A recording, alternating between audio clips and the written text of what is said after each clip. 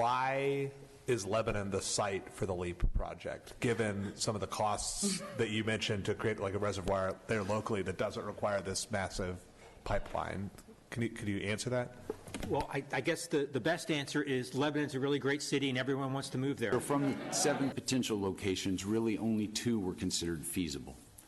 When we reviewed the preliminary routing and what it was going to take to get to those, the recommended option for Lebanon to come to Eagle Creek upstream of the reservoir was based on cost. So we looked at potential from a technical ability as well as from a cost perspective, and that's what led us here. Hi, I'm Jack Bennett. I'm a Lebanon resident for 7 years now. And like everyone who spoke so far, I have a lot of concerns and questions about the LEAP project and the metadata center specifically.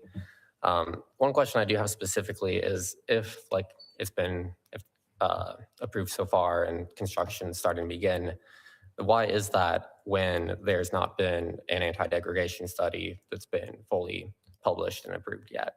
What kind of study? I'm sorry? Anti-degradation study or any environmental impact study, period. So you can eat your, yep. I watched the, where you spoke at the Board of Work, or no, excuse me, the utility meeting, and they said that they have that study done in about a week or 2. They're going to publish it. I think, don't quote me on that, but. They'll be submitting it to IDEM soon. Yeah, Yes. submitting it to IDEM in the next week or 2. So that's the update that the utilities and the people working with them gave at their last meeting. So that's the last update I got. I don't know if anybody else had one, but they said in the next week or 2 we should know. So. Gotcha. Do you know? The final decision, Ed, is correct. If I'm correct, it's going to be 2028 before final decision is made about the clean water discharge. Well, the construction would start in 2028 is what's on schedule at the earliest, but there's going to be decision points along the way, as we covered when we went to the meeting in Protect Pike County, where right now we're in the middle of the anti-degradation demonstration, and there's other steps along the way. And we're looking at, as the visitor mentioned, 7 different options, and we're still studying it and still doing environmental studies. So. Yeah, I've shared my opinion pretty liberally with a lot of our staff about my desire from a risk management standpoint to have the discharge point within Boone County. And I just want to publicly express my hope that when the discharge point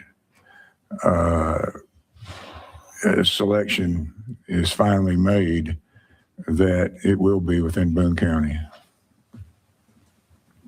Just items when we have. I do want to add though, Ed, is it true that we, in the process of hiring another consultant to consider options for the delivery of the water?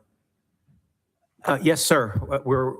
The construction of this project would not start till 2028 at the earliest. The anti-degradation study is in progress, and we're adding an environmental scientist to our team to look at different options and look at Eagle Creek. So so no final decision has been made on where the wastewater, the treated clear wastewater from Lebanon Utilities will be delivered for eventual delivery to Eagle Creek. In other words, that final point has not been finally determined.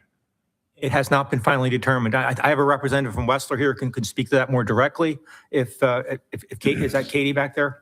If you, when the person's done speaking, I can let her come up. Okay, I just wanted to emphasize that decision, and this is, I believe, what the lady was directly asking about, that the final decision has not been made on where the water will be delivered to.